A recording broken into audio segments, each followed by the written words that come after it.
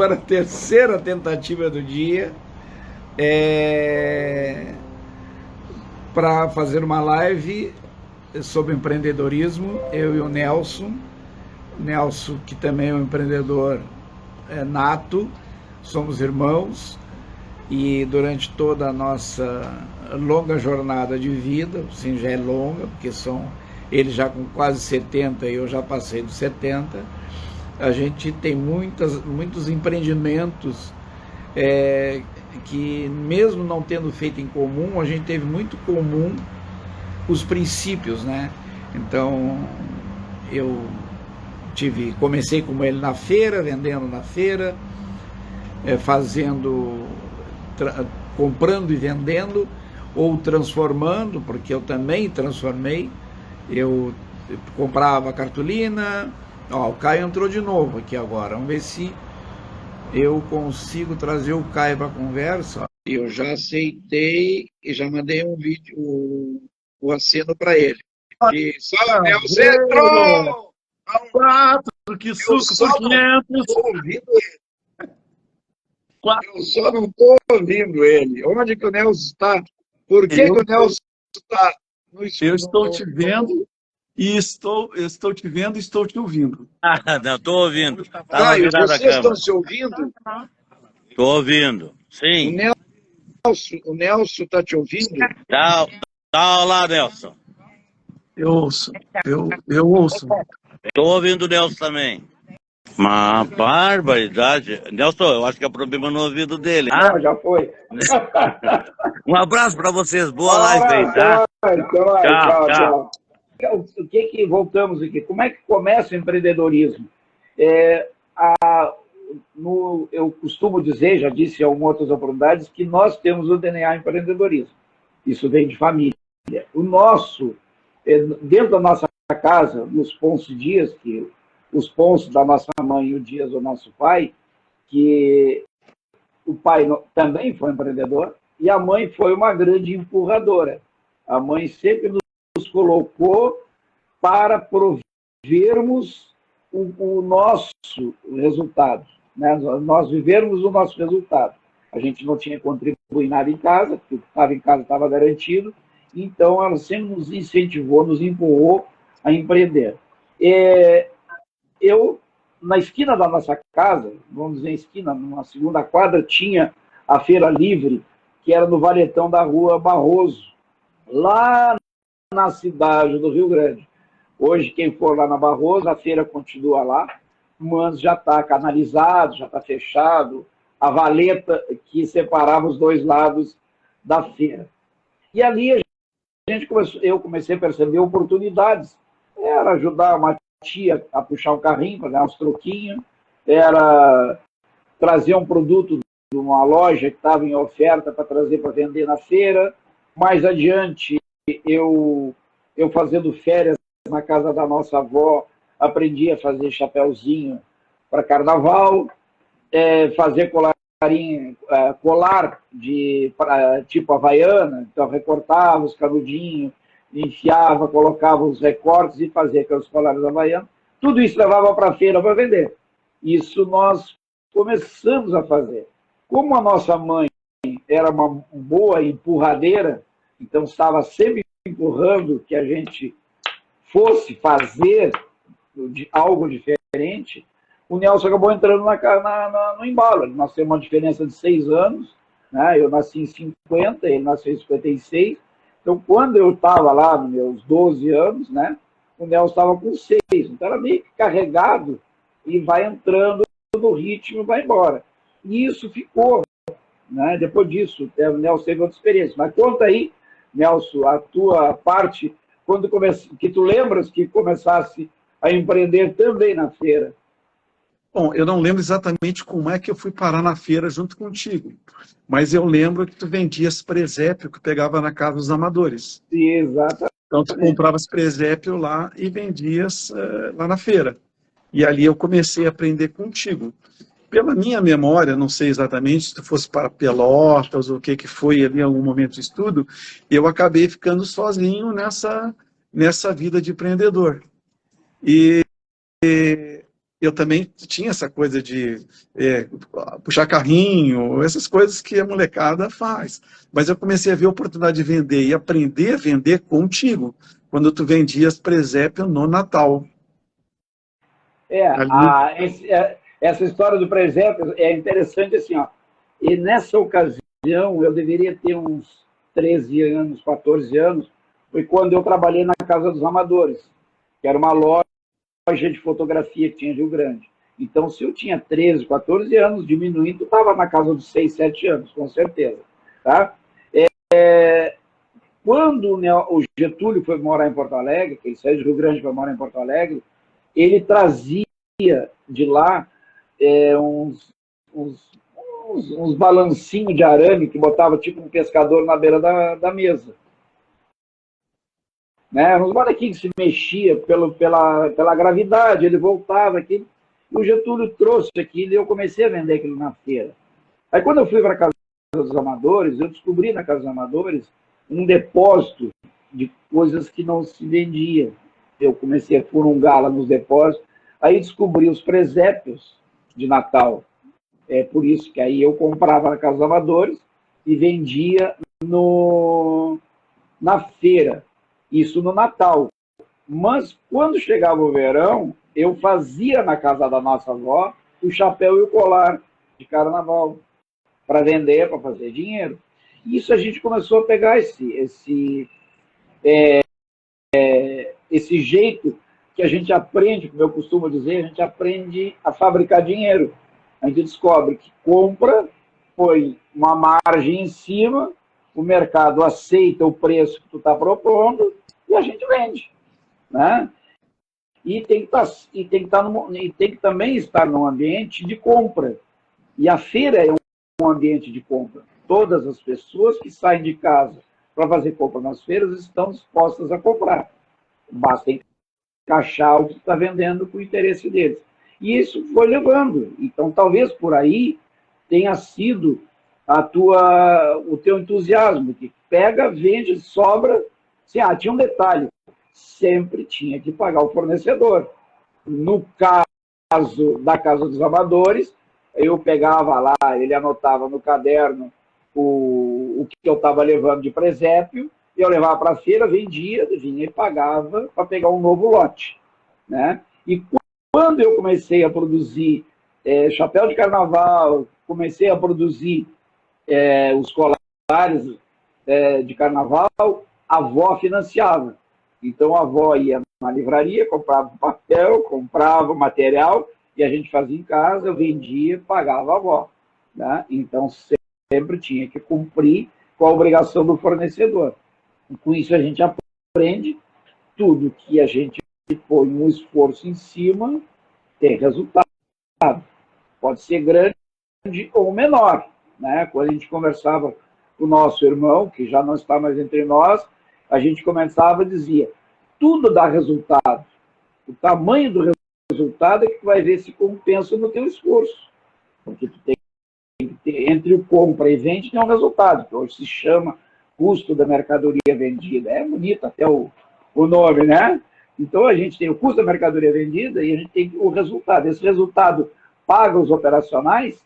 Se paga os operacionais, a gente está tendo resultado. Então, a gente entra nesse problema. Não sei se é assim que tu te lembra bem disso, né? Eu vou puxar aí falando e eu fui lembrando de alguns eventos, né? Porque o problema que existia nessa venda, que eu acabei te substituindo na feira, quando fosse embora, é que o presépio era uma coisa sazonal. Ele era só no Natal. Aí, como estava de férias, eu descobri que dava para vender colar de bolinhas, emendando aquelas bolinhas de plástico, que é aquela coisa de você perceber o mercado e você ver que não pode viver só do sazonal. E aí eu também achava que aquela margem de lucro que dava ali era muito pouca. E eu queria ganhar mais, e aí eu descobri que dava para vender que suco. E aí eu tenho aquela conhecida cantoria, minha mulher gosta quando eu canto, né? Que é 4 que suco por 500, 4 que suco por 500. E aí eu comecei a vender saquinhos de que suco. daquele pó vamos, para quem sabe hoje, o Tang, né? Vamos falar de marca, né? Aquele pozinho que mistura na água com sabor de laranja, de uva, do que for, né? Eu também já logo percebi que onde eu comprava não era tão barato, que eu tinha uma margem muito pequena. E aí eu fui fuçar mais um pouco, descobri que eu comprando uma caixa com 60 saquinhos, eu pagava 6 mil, o número é esse, 6 mil, e eu conseguia vender os 60 saquinhos por 9 mil o total. Então eu ganhava 50% de lucro. E assim que eu peguei na feira e acabei com a sazonalidade, que era o ano todo, eu podia ir aos domingos vender na feira e ganhar meu dinheiro. E assim que eu fui parar lá. E 50% a gente nem sabia que era 50%. Compra por 6, vende por 9, já deu resultado. O percentual entrou depois. Dava para fazer os meus gostos, comprar meus cadernos, comprar os meus matchbox, dava para comprar minhas coisinhas e dava para ir ao cinema, tudo ganhando com esse lucro aí de 50%. Eu dizia assim, eu não calculava que era 50%, eu calculava que eu ganhava 3 mil em cada caixa. E assim eu comecei a minha vida de empreendedor aprendendo contigo. Eu fui parar lá na feira, levado pela tua mão, não sei por que motivo que eu fui parar lá com a tua mão, né? E ali que eu fui aprender como vender. Que como tu falasse, como a nossa diferença é de 6 anos de idade, eu me mudei para Pelotas, eu tinha 16 para 17 anos. Saí de Rio Grande, naquela ocasião ainda tinha o trem que levava passageiros, e eu subi no trem com a minha bicicleta, uma mochila, que na época não se chamava mochila, cheio de tralha, e me mudei para Pelotas, para casa dos estudantes. Então, nessa ocasião, tu estava na casa dos 10 anos, que é mais ou menos também, um pouco menos do que isso, talvez eu comecei a empreender, né? E aprender a transformar, agregar valor naquilo que se faz, né? Então, o empreendedorismo, para mim, sempre foi isso. Tu satisfazer as necessidades de quem está procurando, ou às vezes até se antecipar, né? Porque, na verdade, o empreendedor ele percebe as oportunidades, né? Quando ele percebe as oportunidades e ele chega antes, ele consegue quase que ser o dono do nicho, né? Daquele nicho que ele está trabalhando. Então, o empreendedor sempre aproveita uma oportunidade que ele percebe que o mercado está pronto para consumir. Né? Nessa de empreender, nessa época aí, eu vou contando mais das minhas, tá? Eu percebi que dava para comprar cabide de madeira e enfeitar os cabides e vender cabide, que era outra coisa que agregava no mercado de vendas. Era um produto um pouquinho mais caro, eu não lembro exatamente o valor que eu cobrava, mas eu já vendia, eu comprava lá no Petá o fiozinho para enrolar no cabide, e ali eu enfeitava os cabides de madeira, eles ficavam bonitinhos, bem bonitos, um trabalho artesanal legal, e eu também acrescentei isso, que é você encontrar outros produtos para colocar no mercado.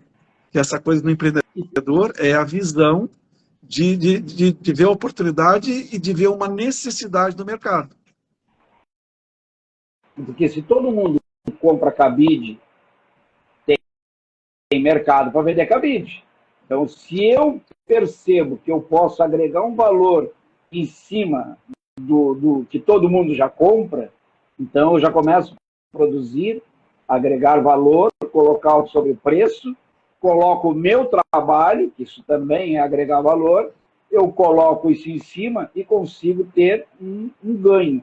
Então, o mercado compra cabide, mas se eu oferecer cabide arrumadinho, eu estou produzindo um presente. E, normalmente, presente não tem preço, porque a pessoa que compra um presente, ela vai fazer um carinho para alguém. E esse carinho, ele gosta de uma coisinha bonitinha, diferente. Então, a gente agrega valor naquilo que a gente está fazendo. E isso é aproveitar a oportunidade que o mercado oferece. Eu não sei se tu te lembra também, nós tínhamos nós somos muito privilegiados em todos os sentidos. Na família que a gente teve, o pai, a mãe, a relação de família com os avós, mas na volta da nossa casa, eu costumo dizer que nós tivemos alguns empreendimentos que serviram de escola. Nós tínhamos uma excelente carpintaria, não era marcenaria, era carpintaria.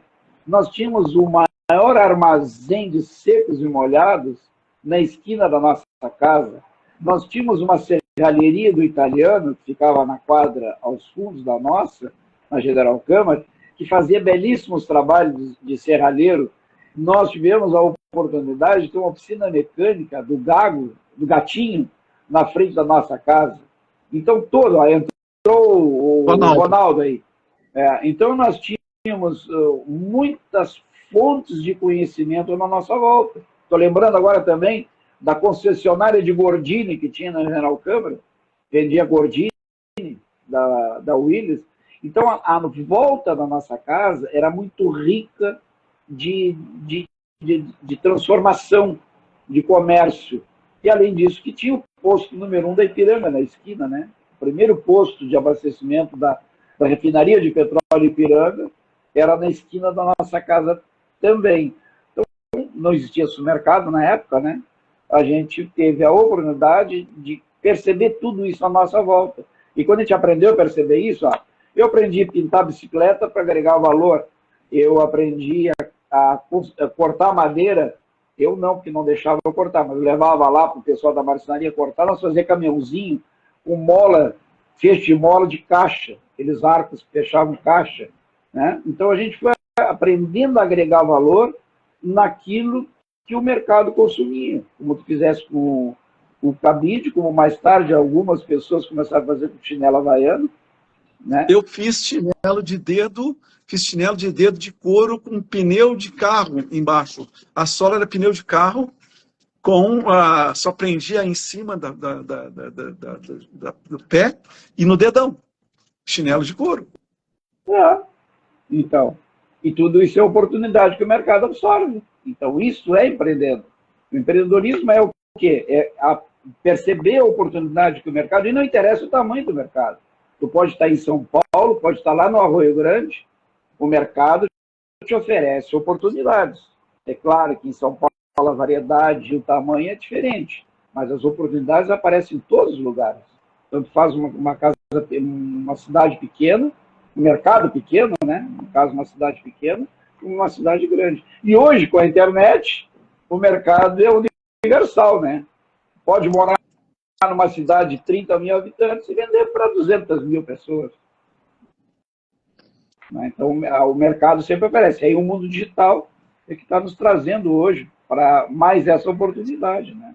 Vamos fazer um negócio agora? Vamos abrir a curiosidade para a próxima live? Já que nós contamos do comecinho da feira, vamos abrir a oportunidade para a próxima live. Qual parte do empreendedorismo que nós vamos tratar aí na próxima live? Aí lá pelos 14 anos, pelo tempo lá de Pelotas, pelo tempo da faísca, né, pela loja de manutenção, pelo fazer cintos de couro, coisa assim. Vamos deixar esse gancho para a próxima? Vamos deixar esse gancho para a próxima, porque tem bastante gente conhecida nos acompanhando. E essas pessoas conhecidas, com certeza, também terão alguma lembrança de um acontecimento que ou tiveram contato direto, ou ficaram sabendo que nós tínhamos participado, né? Então, a gente vai trazer esse gancho para uma próxima. A nossa próxima, quando é que é, Nelson? Na próxima segunda-feira, às 9 horas da noite. Vai ser o nosso dia sempre. Segunda-feira, às 9 da noite. Ontem não deu certo, por N motivos, mas nós vamos fazer às 9 da noite, tudo bem? Na segunda-feira não, porque a segunda-feira é meu dia de avô. É dia de avô, eu fico de plantão com os netos à noite, e aí fico no escuro, fica difícil fazer uma live e falar ao vivo. Podemos fazer mais cedo ou fazer na terça-feira. Ok. Aí pode ser às 8 da noite. 20 horas. Isso, terça-feira, 20 horas. 20 tá bom? Horas. A gente vai se encontrar de novo. O Dia dos Irmãos Empreendedores vai ser às terças-feiras, às 20 horas. E aí a gente pode até eventualmente chamar algum outro empreendedor para contar daquele tempo, do seu começo como empreendedor. Com certeza, com certeza. E aí, então, já vamos dar um spoilerzinho de tempo, né?